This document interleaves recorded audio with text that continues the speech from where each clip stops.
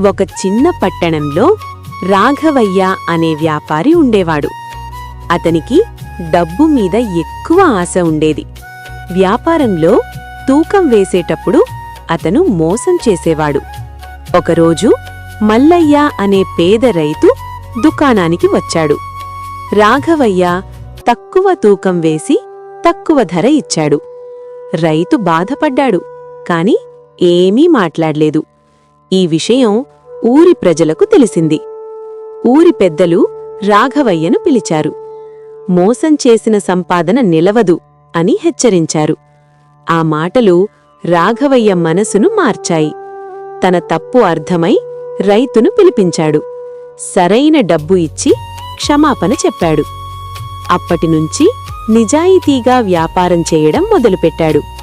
ఊరివాళ్లందరికీ అతనిపై గౌరవం పెరిగింది.